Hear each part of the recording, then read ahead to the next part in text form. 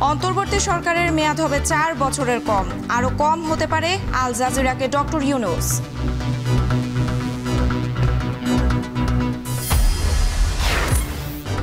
সাবেক 10 মন্ত্রী সহ 14 আসামিকে আন্তর্জাতিক অপরাধ ট্রাইব্যুনালে তোলা হবে আজ, পুরো নিরাপত্তা জোরদার এলাকায়। গণ অভ্যুত্থানে আহত শিক্ষার্থী কাজল মিয়াকে নেওয়া হলো থাইল্যান্ডে। আরো 20-25 জনকে পাঠানো হবে তুর্কি সহ বিভিন্ন দেশে। আমরা পাঠালাম এয়ার অ্যাম্বুলেন্সে করে, তার স্ত্রীও তার সাথে গেল। আরও একজন অপেক্ষা করছে নিউরো সায়েন্সের, তাকেও আমরা আশা করি কাল নাহলে পরশু আমরা পাঠিয়ে দিতে পারবো। খেলাপি ঋণ ছাড়িয়েছে 2,84,000 কোটি টাকা। গোপন তথ্য প্রকাশ পেলে আরও বাড়বে খেলাপি, বলছেন ব্যাংকাররা।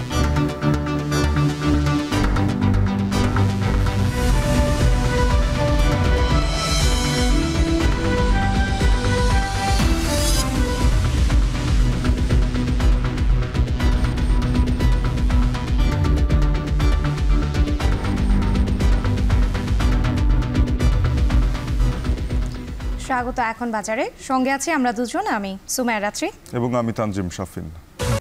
অন্তর্বর্তী সরকারের মেয়াদ 4 বছরের কম হবে, তবে রাজনৈতিক দলগুলো সংস্কারকে গুরুত্ব না দিয়ে নির্বাচন চাইলে তাই করা হবে। সেক্ষেত্রে মেয়াদ আরও কম হতে পারে। সম্প্রতি আজারবাইজানের রাজধানী বাকুতে অনুষ্ঠিত জাতিসংঘের জলবায়ু সম্মেলনের ফাঁকে আল জাজিরাকে দেয়া সাক্ষাৎকারে একথা জানান প্রধান উপদেষ্টা doctor Mohammad Yunus. We are not his perpetual government. The regular government is for 5 years, for example. That's about it. Or the new constitution may say 4 years, probably, because people want to move faster time of the. So it should be under 4 years, that's for sure. It may be less. So it's all question of what people want. The population, the political parties want. If political parties say, forget about it, give the election, let's do it, we'll do it. গণ অভ্যুত্থানে আহত শিক্ষার্থী কাজল মিয়াকে উন্নত চিকিৎসার জন্য air অ্যাম্বুলেন্সে করে নেওয়া হয়েছে থাইল্যান্ডে। এ নিয়ে গণ অভ্যুত্থানে আহত 5 জনকে পাঠানো হয়েছে দেশের বাইরে। স্বাস্থ্য উপদেষ্টা নূরজাহান বেগম বলছেন, আরও 20 থেকে 25 জনকে তুর্কি, থাইল্যান্ড সহ বিভিন্ন দেশে পাঠানোর প্রক্রিয়া চলছে। বিস্তারিত সিফাত শাহরিয়ার প্রতিবেদনে। কর্তৃত্ববাদী শেখ হাসিনা সরকার পালালেও জুলাই-আগস্ট জুড়ে স্বৈরাচারের নির্মম নির্যাতনে প্রাণ হারানোর পাশাপাশি আহত হয়েছে অসংখ্য ছাত্র জনতা। আহতদের কেউ কেউ এখনও জীবন মৃত্যুর সন্ধিক্ষণে। তাদের একজন জাহাঙ্গীরনগর বিশ্ববিদ্যালয়ের শিক্ষার্থী কাজল মিয়া। 5 আগস্ট মাথায় গুলিবিদ্ধ হয়ে গত 3 মাস ধরে ভর্তি ন্যাশনাল ইনস্টিটিউট অব নিউরোসায়েন্সের SDU-তে। শুরু হয় তাকে বিদেশে নেয়ার প্রক্রিয়াও। তবে এর মধ্যে শারীরিক পরিস্থিতির অবনতি হয় তার। বাম হাত ও পা পুরোপুরি অচল হয়ে যায়। 5 তারিখে বিজয় মিছিলের সময় তার মাথায় গুলি লাগে এবং বেশ ক্রিটিক্যাল কন্ডিশনে ছিল, এখনও আছে। সর্বোচ্চ চেষ্টা করতেছে এবং আমরা আশা করতেছি যত দ্রুত সম্ভব তাদেরকে পুনর্বাসনটা কীভাবে নিশ্চিত করা যায়, তাদেরকে পুনর্বাসনটাই এই মুহূর্তে আমাদের সবচেয়ে ফোকাস পয়েন্ট। এর জন্য অল্প কিছুটা দিন আমাদের সময় দরকার। এমন অবস্থায় রোবোটিক ফিজিওথেরাপি দেওয়ার উদ্দেশ্যে তাকে বিদেশে নেওয়ার সিদ্ধান্ত নেয় মেডিকেল বোর্ড। যখন সে ভর্তি হয় তার জ্ঞানের মাত্রা ছিল 3, মানে একেবারেই ছিল না, নাই বললে চলে। সে মেশিনে ভেন্টিলেটরে ছিল, কিন্তু আমাদের চিকিৎসার ফলে, আমাদের সার্জন যারা ছিল, চিকিৎসার ফলে এই কাজল আস্তে আস্তে আস্তে তার ভালোর দিকে যায়। জ্বর থেকে সেপ্টিসেমিক শক আমরা যেটা বলি, এইটা ডেভেলপ করে, সাথে তার প্লুরাল ইফিউশন, লাংসে পানিও আসে। এটার পরিপ্রেক্ষিতে তার জ্ঞানের মাত্রাটা একবারে কমে যায়। সো আমরা সাথে সাথে মেডিকেল বোর্ড, আমাদের স্যারেরা সাথে সাথে মেডিকেল বোর্ড ডাকলেন। বোর্ডে আমাদের ডিসিশন হলো যে তাকে আমরা দেশের বাইরে নিয়ে যাব, এবং সেটা নর্মাল ফ্লাইটে হবে না, এয়ার অ্যাম্বুলেন্সে করে নিয়ে যাব। রোববার মধ্যরাতে তাকে এয়ার অ্যাম্বুলেন্সে নেওয়া হয় থাইল্যান্ডের বেচথানি হাসপাতালে। এ নিয়ে গণ অভ্যুত্থানে আহত 5 জনকে পাঠানো হয়েছে দেশের বাইরে। স্বাস্থ্য উপদেষ্টা নূরজাহান বেগম বলেন, আরও 20 থেকে 25 জনকে তুরস্ক, থাইল্যান্ড সহ বিভিন্ন দেশে পাঠানোর প্রক্রিয়া চলছে। পাইপলাইনে আরও ধরেন 20-25 জনের মতন আছে যাদেরকে পাঠাইতে হবে। 7 জনকে আমরা তার্কিতে পাঠানোর জন্য ঠিক করেছি, তারা তার্কিতে যাবে তাদের চিকিৎসার জন্য। এর মধ্যে 3 জন আছে চোখের, বাকি 4 জন আছে হলো অর্থোপেডিকের কাজে, সেগুলো তার্কি ট্রিটমেন্টটা হবে। তাদের সাথে আমাদের যোগাযোগ হচ্ছে। তারা আমাদেরকে যেটা বলেছে যে তারা চিকিৎসার খরচ তারা বহন করবে, কিন্তু থাকা খাওয়া এগুলো আমাদের দিতে হবে। 64 লাখ টাকা শুধু এয়ার অ্যাম্বুলেন্সে দিতে হচ্ছে। তারপরে আমাদের প্রথমে একটা ইনিশিয়াল ডিপোজিট আমরা 10 লাখ টাকা দিয়েছি, তারপরে ক্রমান্বয়ে তারা যখন যা বলবে সেটি আমরা পাঠাবো। আমরা বাইরের থেকে নিয়ে আসলাম, আমাদের ডাক্তারদেরও কিন্তু একটা লার্নিং প্রসেস হয়ে গেল। আমাদের যদি কোনো জায়গায় ঘাটতি থাকে ডাক্তাররা ওই 18 জন তো তখন করে নাই, যখন নতুন করে করলো কাজে এখানে আমাদেরও শিকার একটা জায়গা আমি মনে করি। স্বাস্থ্য উপদেষ্টা আরও বলেন, আহতদের সর্বোচ্চ চিকিৎসা নিশ্চিতে প্রচেষ্টা অব্যাহত রয়েছে অন্তর্বর্তী সরকারের। সিফাত শাহরিয়ার, এখন ঢাকা। দেশের ব্যাংক খাতের সবচেয়ে বড় সমস্যা বিপুল অঙ্কের ঋণ খেলাপি, যা 15 বছরে বেড়েছে 2,62,496 কোটি টাকা। আর গেল সেপ্টেম্বরের শেষে বিতরণ হওয়া মোট ঋণের 16,82,821 কোটি 94 লাখ টাকা মধ্যে 16.9393% খেলাপি। দেশের ব্যাংক ও আর্থিক প্রতিষ্ঠানগুলোর এই খেলাপি ঋণ আওয়ামী লীগ সরকারের আমলে বেড়েছে বেপরোয়া গতিতে। ব্যাংকাররা বলছেন, খেলাপি ঋণের তথ্য যেভাবে গোপন করা হয়েছে তা যদি পুরোপুরি সামনে আনা হয় তা আরও ভয়াবহ তথ্য নিয়ে ফিরবে। এ নিয়ে আতাউর নিয়নের প্রতিবেদন। দেশের ব্যাংক খাতের সবচেয়ে বড় সমস্যা বিপুল অঙ্কের খেলাপি ঋণ। দীর্ঘদিন ধরে চলমান সমস্যা এখন প্রকট আকার ধারণ করছে। বিভিন্ন সময়ে খেলাপি ঋণ কমিয়ে আনার বিষয়ে কর্তৃপক্ষ নানা অঙ্গীকার করলেও তা রক্ষা করা হয়নি। আওয়ামী লীগ সরকারের 15.5 বছরে দেশের ব্যাংক ও আর্থিক প্রতিষ্ঠানগুলোর খেলাপি ঋণ বেড়েছে বেপরোয়া গতিতে। আর্থিক খাতে সুশাসন না থাকায় বড় বড় জালজালিয়াতির ঘটনা ঘটেছে। এর মাধ্যমে বিতরণ করা ঋণের প্রায় সবই খেলাপি হয়েছে। ফলে স্বাভাবিকভাবেই মাত্রাতিরিক্ত বেড়েছে খেলাপি ঋণ। আর এসব ঋণের পেছনে দায় থাকার অভিযোগ রয়েছে এস আলম, নজরুল ইসলাম মজুমদার ও সালমান এফ রহমানের মতো অনেকের বিরুদ্ধে। শুধু ঋণ নিয়েই ক্ষান্ত হয়নি, লাখ কোটি টাকার বেশি করেছে পাচার। 2009 সালের জুন পর্যন্ত ব্যাংক খাতের খেলাপি ঋণ ছিল 22,481 কোটি টাকা। সেখান থেকে এখন বেড়ে 30 সেপ্টেম্বর শেষে দাঁড়িয়েছে 2,84,977 কোটি 31 লাখ টাকা। অর্থাৎ পলাতক স্বৈরাচারী শেখ হাসিনা সরকারের আমলে খেলাপি ঋণ বেড়েছে 2,62,496 কোটি টাকা। বাংলাদেশ ব্যাংকের তথ্য বলছে, সেপ্টেম্বর পর্যন্ত বিতরণ করা ঋণের পরিমাণ দাঁড়িয়েছে 16,82,821 কোটি 94 লাখ টাকা। সেই হিসাবে খেলাপি ঋণ মোট ঋণের 16.93%। এ সময় রাষ্ট্রায়ত্ত ব্যাংকগুলোর খেলাপি ঋণের পরিমাণ দাঁড়ায় 1,26,111 কোটি 52 লাখ টাকা, যা বিতরণ করা ঋণের 40.35%।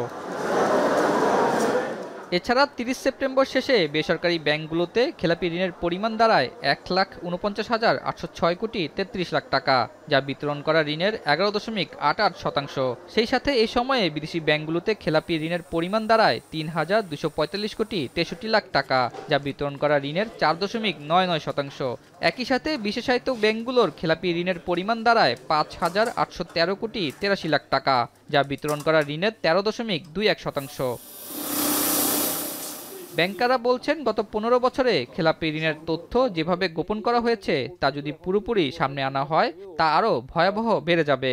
তো এই ব্যাংকিং ইন্ডাস্ট্রিতে যে লুটপাট হয়েছে, সেই লুটপাট পত্রিকায় যা আসে তার চেয়ে বেশি হয়েছে। এই যে আপনার গিয়ে ব্যাংকিং খাতে বলা হচ্ছে যে 2,85,000 মানে 3 লক্ষের কাছাকাছি কোটি টাকা হচ্ছে খেলাপি।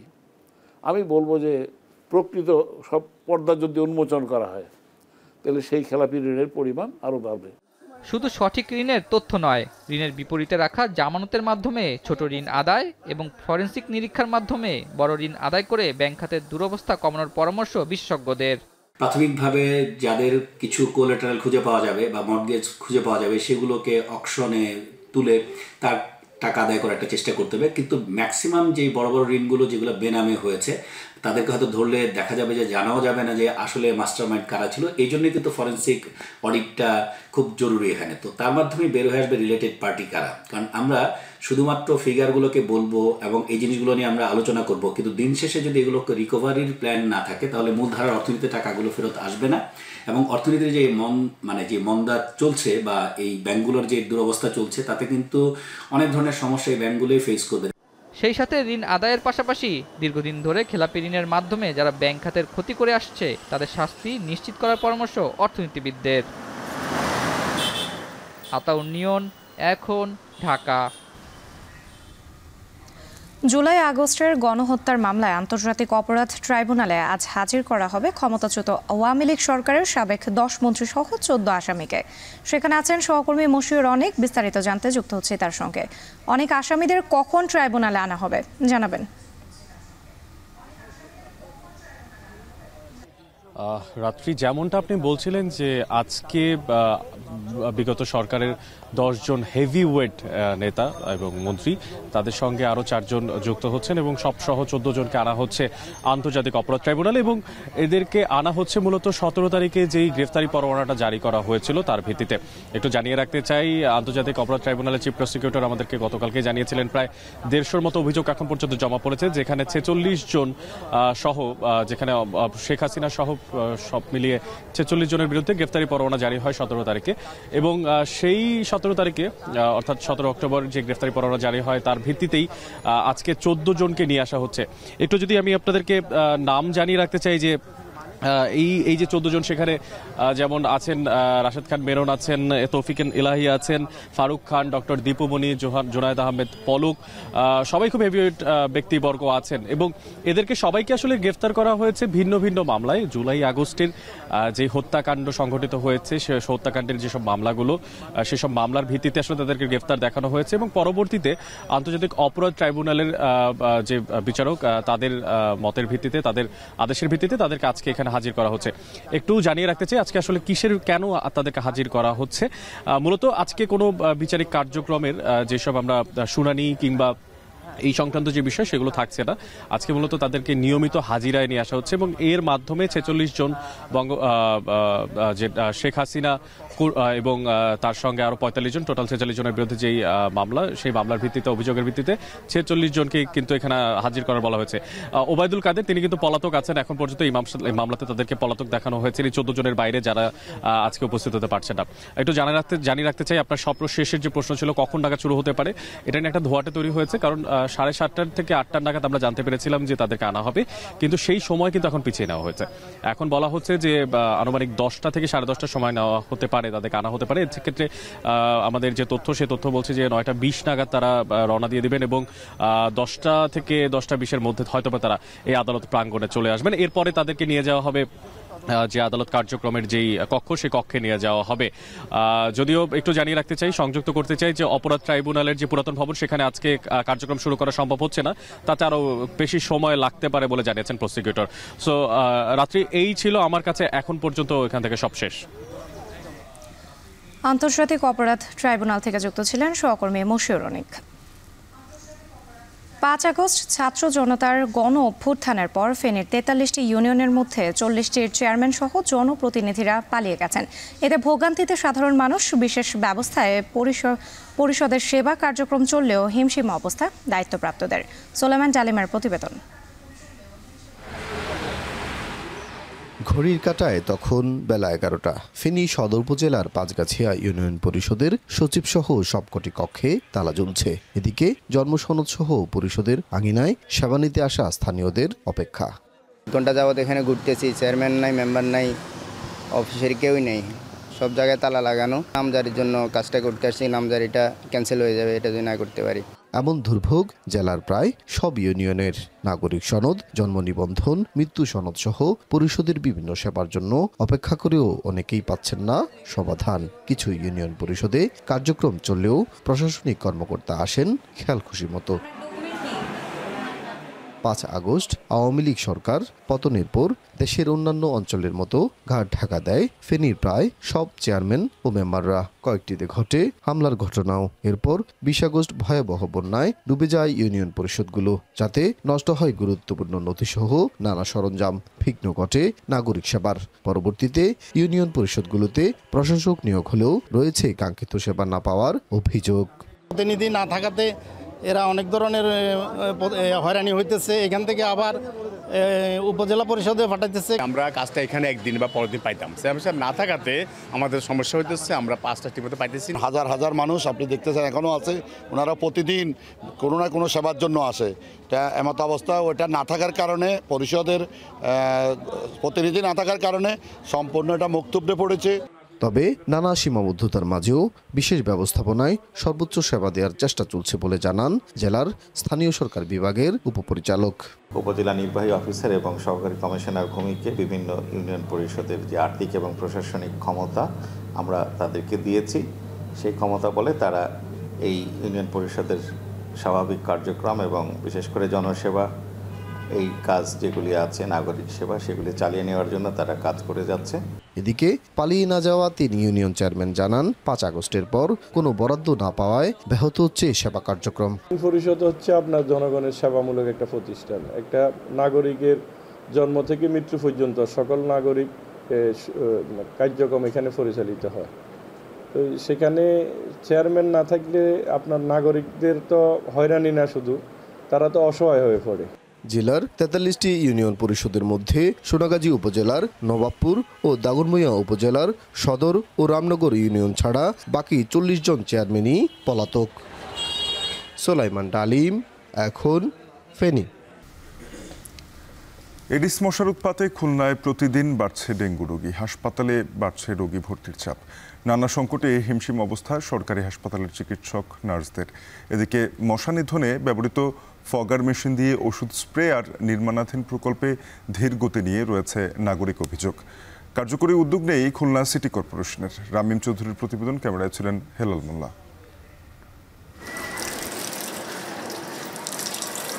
প্রায় ১৫ লাখ মানুষের বাস খুলনা নগরীতে। অপরিচ্ছন্ন পরিবেশ আর ড্রেনগুলোর অচল অবস্থা অসুস্থ করে তুলেছে নগরবাসীকে।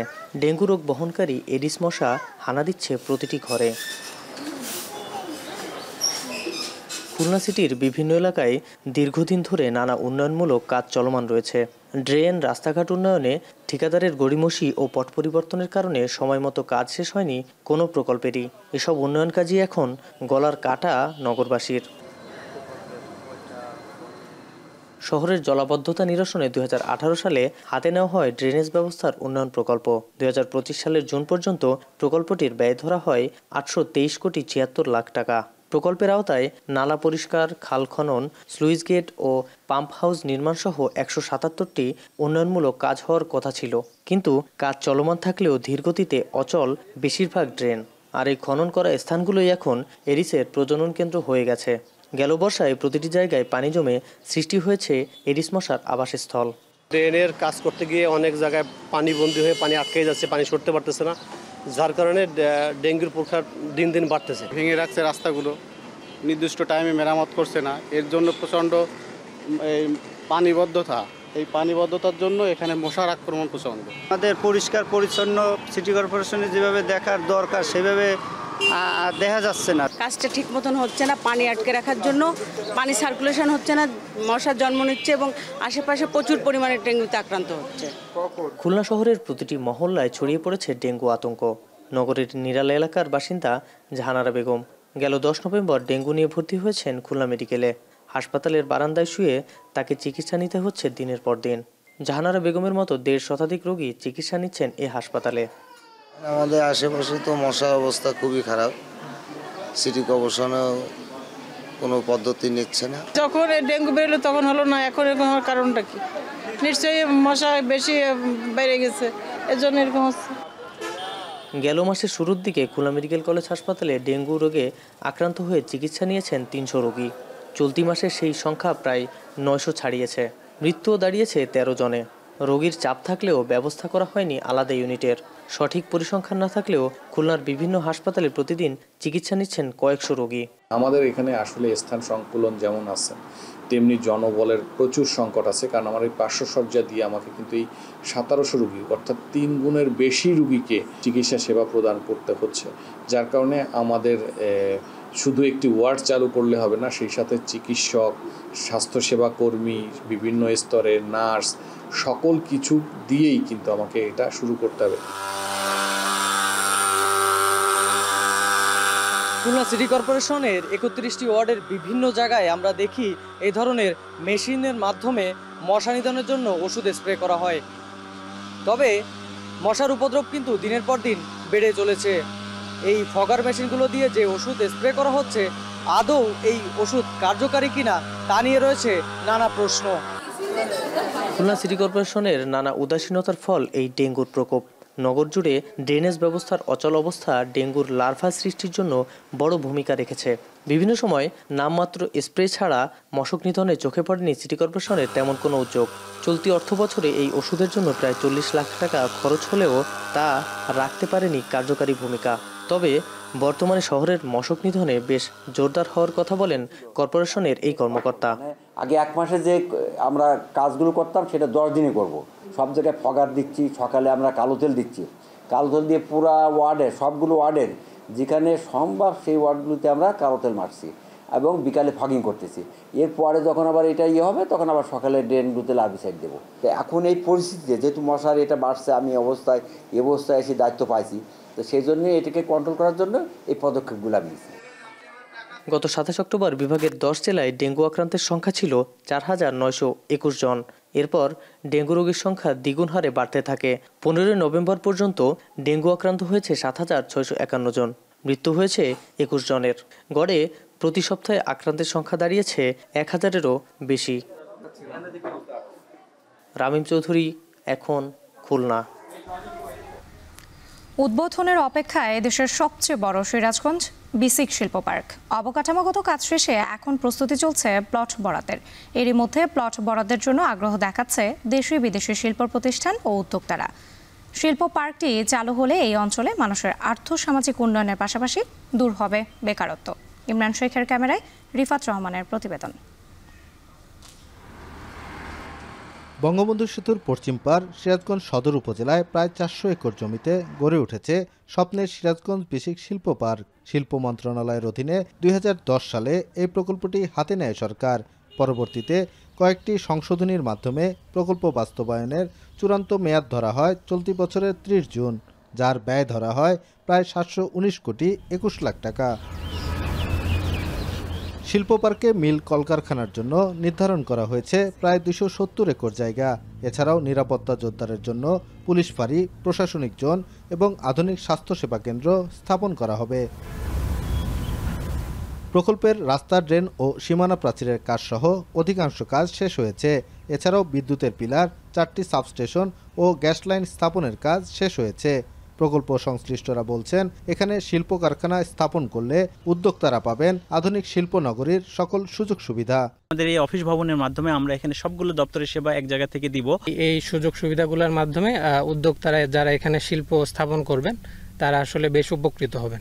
স্থানীয়রা বলছেন, সড়ক, নৌ ও রেলপথের সুব্যবস্থা থাকায় বিসিক শিল্প পার্কের উদ্যোক্তারা বাড়তি সুবিধার পাশাপাশি স্বল্প খরচে ও কম সময়ে পণ্য আনা নেওয়া করতে পারবেন। শ্রমবাজার সৃষ্টি হলে দূর হবে বেকারত্ব। এতে এই অঞ্চলের আর্থসামাজিক অবস্থার পরিবর্তন ঘটবে। এটা দেশ বিদেশ থেকে অনেক লোক আসবে, উদ্যোক্তারা আসবে, আমরা সহযোগিতা করব। দক্ষিণ অঞ্চলও এখানকার যে শিল্প প্রতিষ্ঠান গড়ে উঠবে, তাদের পণ্য তারা সুন্দরভাবে পরিবহন করতে পারবে। আমরা যারা ভোক্তা আছি তারা এই পণ্যগুলো কম মূল্যে আমরা পাবো বলে আশা করছি। প্রকল্পটি বাস্তবায়ন শেষে প্লট বরাদ্দের দরপত্র প্রকাশ করার প্রক্রিয়া চলছে বলে জানান প্রকল্প পরিচালক। ইতিমধ্যেই দেশি বিদেশি বিভিন্ন শিল্প প্রতিষ্ঠান ও শিল্প উদ্যোক্তাদের আগ্রহ পাওয়া যাচ্ছে বলেও জানান তিনি। 3 ধরনের ফ্যাসিলিটিস রয়েছে, সড়ক পথ রয়েছে, তারপরে রেলপথের একটা সংযোগ রয়েছে এবং নদীপথেরও একটা সংযোগ রয়েছে। এই সংযোগ 3টি আসলে পরিবহনের ক্ষেত্রে একটা নতুন দিক পাবে বলে উদ্যোক্তারা এখানে আগ্রহ দেখাচ্ছে।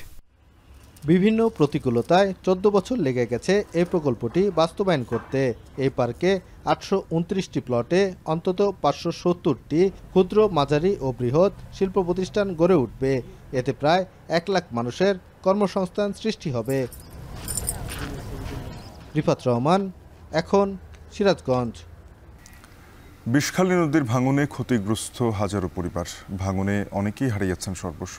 ঝুঁকিপূর্ণ স্থান হিসেবে চিহ্নিত ফুলঝুরি এলাকার ভাঙন ঠেকাতে কাজ শুরু হলেও স্থানীয়রা বলছেন অনিয়ম ও কাজে ধীর গতির কথা। দ্রুতই চাইছেন টেকসই বেড়িবাঁধ। আরও জানাতে বরগুনার ফুলঝুরি এলাকা থেকে যুক্ত হচ্ছেন সহকর্মী জিয়াদ মাহমুদ। জিয়াদ, জানাবেন ভাঙন ঠেকাতে কী ধরনের প্রকল্প নেওয়া হয়েছে আর বেড়িবাঁধ নির্মাণের ক্ষেত্রে কী ধরনের অনিয়মের অভিযোগ করছেন স্থানীয়রা? শাফিন, নদী যেমন রাখে তেমনি কেড়েও নেয় এবং প্রতি বছর ভাঙনের কবলে পড়ে মানুষ, এই উপকূলের মানুষ কিন্তু সর্বস্ব হারায়। আমার পেছনে দেখছেন যে এখানে মেরামতের জন্য যে সরঞ্জাম কাঁচামাল আনা হয়েছে, ম্যাটেরিয়ালস আনা হয়েছে সেগুলো নিয়ে অভিযোগ রয়েছে। পাথর নিয়ে, বিশেষ করে এখানে যে পাথরগুলো রয়েছে, এখানকার ব্লক নির্মাণের কাজ চলছে, সেই পাথর কিন্তু নিম্নমানের। এবং আমরা আরো দেখেছি যে ফুলজুরির যে লঞ্চঘাট এলাকায় জিওব্যাগ ফেলে সেখানে ভাঙন প্রতিরোধের ব্যবস্থা নেওয়া হচ্ছে, সেখানেও কিন্তু কিছুটা অনিয়ম আমরা লক্ষ্য করেছি। যেহেতু সেখানকার যে জিওব্যাগ গুলোতে বালুগুলো ভরা হচ্ছে, সেগুলো মোটামুটি মানের বালি, এবং সেই বালির মধ্যে কিন্তু ময়েশ্চার রয়েছে, মানে পানি মিশ্রিত বালি সেখানে জিওব্যাগে ভরে তারপর কিন্তু জিওব্যাগ গুলো এখানকার নদীর পাড়ে ফেলা হচ্ছে। আপনাকে জানিয়ে রাখি যে বর্তমানে পানি উন্নয়ন বোর্ডের যে তথ্য, সেই তথ্যটি আপনাকে জানিয়ে রাখি যে 22টি পোল্ডারে 805 কিলোমিটার বেড়িবাঁধ রয়েছে, এবং যার মধ্যে 450 কিলোমিটার বেড়িবাঁধ মানে নিচু স্তরের। সাধারণ জোয়ার এলেই কিন্তু সেই স্থানগুলো প্লাবিত হয়ে যায়। আরেকটি বিষয় জানিয়ে রাখি, এখানকার যে বেড়িবাঁধ মেরামতের জন্য 1577 কোটি টাকা ব্যয়, 13 কিলোমিটার বাঁধের তীর সংরক্ষণ, 9 কিলোমিটার বাঁধের ঢাল সংরক্ষণ এবং 51 কিলোমিটার যে মেরামত, সেই মেরামতের কাজ শেষ হয়েছে। আরো 50 কিলোমিটার টেকসই বেড়িবাঁধ নির্মাণের জন্য প্রস্তুতি নেওয়া হচ্ছে বলে এখানকার যে পানি উন্নয়ন বোর্ড কর্তৃপক্ষ আমাদের জানিয়েছেন। তবে এখানকার মানুষ বলছেন যে দ্রুত সময়ের মধ্যে, দীর্ঘ সময় যেহেতু এখানে কাজ ঝুলিয়ে রাখা হয়েছে, দ্রুত সময়ের মধ্যে যদি বেড়িবাঁধ নির্মাণ করা না হয় তাহলে যে কোনো সাধারণ জোয়ারে এখানকার যে নিম্নাঞ্চলগুলো প্লাবিত হয়, বসতবাড়ি প্লাবিত হয়। আরো একটি বিষয় জানিয়ে রাখি, আমার এই বাম পাশে দেখছেন এই জায়গাটিতে কিন্তু একটা সময় নানা ধরনের স্থাপনা ছিল, ফসলি মাঠ ছিল, শিশুদের খেলার মাঠ ছিল, সেসব কিন্তু নদীর ভাঙনে নদী গহ্বরে বিলীন হয়ে গিয়েছে। এমনকি এখানকার যে ধর্মীয় স্থাপনা, সেগুলোও কিন্তু নদী গহ্বরে বিলীন হয়ে গেছে। তো এখানকার যে মানুষ রয়েছেন, সাধারণ মানুষ, তারা জানিয়েছেন যে দ্রুত সময়ের মধ্যে এবং টেকসই বেড়িবাঁধ নির্মাণ করা হয়। জিওব্যাগ ফেলেই ভাঙন ঠেকানো যাচ্ছে না এখানকার, সেহেতু টেকসই বেড়িবাঁধ নির্মাণ করা গেলে, ব্লক তৈরি করে সেগুলো দ্রুত সময়ের মধ্যে কাজ সম্পাদন করা গেলে, এবং এই যে এখানকার যে ম্যাটেরিয়ালস গুলো রয়েছে, এগুলো নিম্নমানের থেকে যাতে একটু ভালো মানের এখানে ম্যাটেরিয়ালস ব্যবহার করা হয় ব্লক তৈরি করতে, সেই ব্যাপারেও কিন্তু দাবি জানিয়েছেন স্থানীয়রা। এই ছিল বরগুনার বিষখালী নদীর পাড় থেকে আমার কাছে সবশেষ। শাফিন। বরগুনার ফুলছড়ি এলাকা থেকে বেড়িবাঁধ নির্মাণে অনিয়ম অভিযোগের কথা নিয়ে জানাচ্ছিলেন সহকর্মী জিয়াদ মাহমুদ। রাত্রি, বাংলাদেশ থেকেও কানাডায় অনেক শিক্ষার্থী উচ্চতর শিক্ষা গ্রহণের জন্য গিয়ে থাকেন, উচ্চতর ডিগ্রির জন্য গিয়ে থাকেন। তবে এবছর একটি ব্যতিক্রম ঘটনা ঘটেছে। প্রথম 9 মাসে বছরের প্রায় 14,000 শিক্ষার্থী শরণার্থী হওয়ার জন্য আবেদন করেছেন সেখানে। এই বিষয়টিতে বেশ নড়েচড়ে বসেছে কানাডার প্রশাসন। তারাও বলছে যে প্রয়োজনে গণহারে দেশ ত্যাগে বাধ্য করা হতে পারে। এই অবস্থায় অভিবাসন নীতি কিন্তু আরও কঠোর করেছে অটোয়া। তবে আসার কথা হচ্ছে সপ্তাহে 20 থেকে 24 ঘন্টায় উত্তীর্ণ করা হয়েছে শিক্ষার্থীদের কর্মঘণ্টা। কানাডা থেকে সৈয়দ ইফতেখার জানাবেন বাকিটা।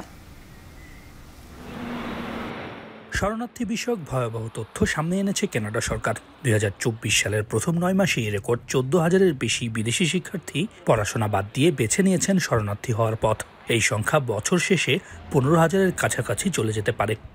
Other people using the asylum path as a shortcut to gain Canadian permanent residency or citizenship is something that we need to continue to push back against. And that's why we are defending Canada's openness as a country by ensuring rigorous processes that are fair and respected. 2023 সালেও এই প্রবণতা ছিল ঊর্ধ্বমুখী। সে বছর 12,000-এর মতো শিক্ষার্থী শরণার্থী হওয়ার আবেদন করেন। তবে 2022 সালে সে সংখ্যা ছিল 5,000-এর কম। কানাডা সরকার যুদ্ধবিধ্বস্ত এলাকাগুলো থেকে আসা মানুষদের শরণার্থী করে থাকে। সে ধারাবাহিকতায় ইউক্রেন, ফিলিস্তিন, সিরিয়া, লিবিয়া, আফগানিস্তানের বহু মানুষ কানাডার বিভিন্ন শহরে রয়েছেন। We need to properly be able to identify who needs most help, who is there as a true asylum seeker. এই অবস্থায় সার্বিক অভিবাসন নীতিতেই কড়াকড়ি আরোপ করতে যাচ্ছে অটোয়া। এতে বিপাকে পড়বেন হাজার হাজার বাংলাদেশি। শিক্ষার্থীদের জন্যও কঠিন ব্যবস্থা এনেছে সরকার। ভারতসহ 14 দেশের শিক্ষার্থীদের সরাসরি বিশেষ সুবিধা ইতোমধ্যে হয়েছে বাতিল। বাড়ানো হয়েছে সার্বিক পড়াশোনার খরচের পরিমাণ। তবে সপ্তাহে 20 ঘন্টা থেকে বাড়িয়ে 24 ঘন্টা করা হয়েছে কাজের সুযোগ। সৈয়দ ইফতেখার, এখন কানাডা। সংযুক্ত আরব আমিরাতের গ্লোবাল ভিলেজে চলছে শীতকালীন সবচেয়ে বড় শপিং ফেস্টিভ্যাল। মেলায় অংশ নেওয়া দেশগুলো সুযোগ পাচ্ছে বৈশ্বিক বাজারে নিজস্ব পণ্য প্রদর্শনী ও সংস্কৃতি তুলে ধরার। শ্রীলঙ্কার আয়োজকরা কল্যাণে এবার মেলায় বাংলাদেশের নামও রয়েছে। সংযুক্ত আরব আমিরাত থেকে বিস্তারিত জানাচ্ছেন কামরুল হাসান জনি। নানা দেশের বাহারি খাবার, ভিন্ন সংস্কৃতি, শিল্পকর্ম প্রদর্শন ও পণ্য বেচাকেনার উন্মুক্ত বাজার বসেছে দুবাইয়ে। সংযুক্ত আরব আমিরাতের জনপ্রিয় সাংস্কৃতিক ও বিনোদন কেন্দ্র হিসেবে পরিচিত গ্লোবাল ভিলেজে 6 মাসের শীতকালীন এই মেলা শুরু হয়েছে গত অক্টোবরে।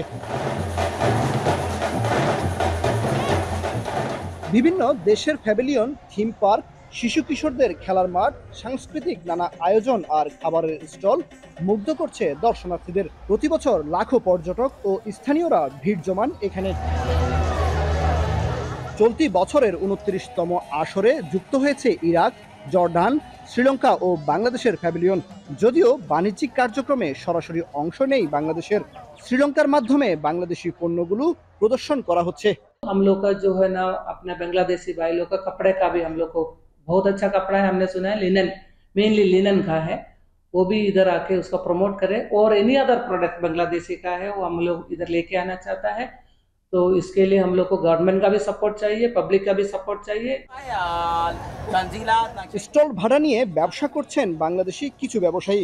এদের অনেকেই প্রতি বছর এই মেলায় অংশ নেন। তাদের দাবি, বৈশ্বিক পরিমণ্ডলে দেশের পণ্য ও সংস্কৃতি তুলে ধরার জন্য এটি অন্যতম মাধ্যম। আমরা কোনো বাংলাদেশি কোনো অর্গানাইজার থেকে নিতে পারি নাই, কিংবা বাংলাদেশি কেউ কোনো অর্গানাইজার এখানে ইনভেস্টও করে নাই, জাস্ট দেশের নামটা লেখা হয়েছে। এই স্টলগুলো ফুল হয়ে গেছে। বাংলাদেশ শ্রীলঙ্কা মিলে যৌথভাবে আমাদের বাংলাদেশের বিজনেস মাশাআল্লাহ খুব ভালো হচ্ছে। এখানে সব ধরনের কাস্টমার আসে, ইংলিশ বলো, আরবি বলো, বাংলাদেশি বলো, পুরো ওয়ার্ল্ডের এটা ফেমাস। আমাদের বাংলাদেশকে পুরো বিশ্বের কাছে ফুটাই তোলার জন্য গ্লোবাল ভিলেজ একটা অন্যতম মাধ্যম। মেলায় অংশগ্রহণের ক্ষেত্রে বাংলাদেশি ব্যবসায়ীদের আগ্রহী করে তোলার কথা বলছে বাংলাদেশ মিশন। আমরা আমাদের যে বিজনেস সংগঠনগুলো আছে, যেটা যেমন মনে করেন বিসিসিআই আছে, বিজিএমই আছে, বিকেএমই আছে, বা এখানে যেটা আছে বিবিসি যেটা আছে, আসলে এগিয়ে আসতে হলে তাদেরকে এগিয়ে আসতে হবে। সরকার এই জায়গাটাকে ফ্যাসিলিটেট। 2025 সালের 11 মে পর্যন্ত চলবে এই আয়োজন। দর্শনার্থীদের জন্য খুলে দেওয়া হয় প্রতিদিন বিকেল 4টায়। গত আসরে রেকর্ড প্রায় 1 কোটি দর্শনার্থী এসেছিল গ্লোবাল ভিলেজে। কামরুল হাসান, জনি, এখন সংযুক্ত আরব আমিরাত। উন্নত দেশগুলোর ক্রমানুগতিতে কার্বন নিঃসরণ প্রতিযোগিতা এবং জলবায়ু পরিবর্তনে হিমবাহ গলে ঝুঁকিতে পড়েছে পার্বত্য অঞ্চলের জনবসতি। এমনকি এসব অঞ্চলের ভূপ্রকৃতি ও জনজীবন বদলে দিচ্ছে চিরতরে। গবেষকরা বলছেন, কার্বন নির্গমন কমানো না গেলে এই শতাব্দীতেই হিমালয়ের 2/3 হিমবাহ গলে যেতে পারে। এতে বাড়ছে বন্যা, বৃষ্টিপাত, তুষারপাতের ধরনও। বিপর্যয়ের মুখে পড়বে উন্নত ও অনুন্নত সব দেশই। বিস্তারিত জানাচ্ছেন তানফির জনি। সময়ের সঙ্গে পাল্লা দিয়ে বাড়ছে জলবায়ু পরিবর্তনজনিত ক্ষয়ক্ষতির পরিমাণ। এর প্রভাব এখন বহুমুখী। নেচার সাস্টেনেবিলিটি পত্রিকায় প্রকাশিত প্রতিবেদন বলছে, উষ্ণায়ন ও স্থলভাগে পানির সংকটে বিশ্বজুড়ে প্রাকৃতিক দুর্যোগ বাড়বে 10 গুণ, যার প্রভাব পড়বে অর্থনীতিতেও। ব্যাহত হবে খাদ্য উৎপাদন। প্রচণ্ড গরমে নিয়মিত গলছে বরফ। আকস্মিক বন্যার কবলে পড়ছে উপকূলের বাসিন্দারা। শুধু তাই নয়, হিমবাহগুলো দ্রুত গলে যাওয়ায় ঝুঁকিতে পার্বত্যাঞ্চলের মানুষ।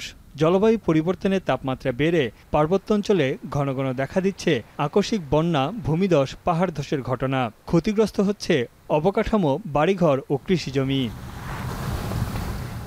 পাহাড়ের ভূপ্রকৃতির চিত্র বদলে যাচ্ছে। International centre for integrated mountain development বলছে, কার্বন নির্গমন না কমলে এই শতাব্দীর শেষ নাগাদ হিমবাহগুলোর 2/3 গলে যেতে পারে। যে কারণে জলবায়ুর সামান্য পরিবর্তনকেও গুরুত্ব দেওয়ার আহ্বান জানান এই বিশেষজ্ঞ। Every part per million matters. Every fraction of a degree of temperature increase matters. It matters in terms of the speed of glacier and ice retreat, the acceleration of sea level rise, ocean heat, and acidification. ভূমিধস ও আকস্মিক বন্যায় হারিয়ে যাচ্ছে পাহাড়ের সবুজ। জলবায়ু পরিবর্তনে পার্বত্য অঞ্চল এখন রূপ নিচ্ছে বিরান ভূমিতে। বাস্তুচ্যুত হয়েছে পাহাড়ের বাসিন্দারা। বিশ্বের যেসব দেশের গ্রিনহাউস গ্যাস নিঃসরণের পরিমাণ 1%-এরও কম, তারাই জলবায়ু পরিবর্তনে সবচেয়ে বেশি ঝুঁকিতে। বিশেষজ্ঞদের মতে, জলবায়ু পরিবর্তন একটি বৈশ্বিক বিষয়। বিপর্যয়ের ভয়াবহতা কমানোর চেষ্টা করা ছাড়া আর কোনো পথ খোলা নেই। তানভীর জানি, এখন বিশ্ব। এখন বাজার শেষ করার আগে শিরোনামগুলো জানাবো আরও একবার। অন্তর্বর্তী সরকারের মেয়াদ হবে 4 বছরের কম, আরও কম হতে পারে আল জাজিরাকে ডক্টর ইউনূস।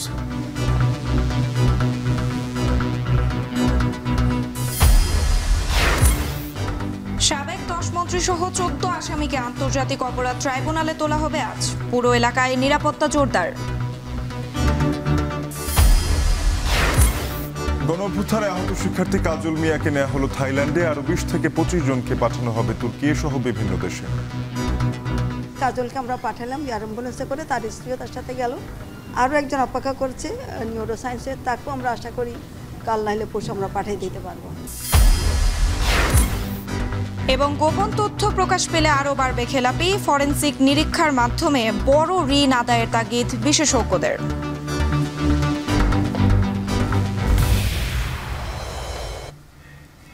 এই ছিল এখন বাজারের আয়োজনে। এখন টেলিভিশন ওয়েবসাইটে দেখতে ভিজিট করুন www.ekon.tv। যুক্ত থাকুন ফেসবুকে facebook.com/tv.ekon এবং ইউটিউবে সরাসরি দেখতে ভিজিট করুন youtube.com/c/ekontv।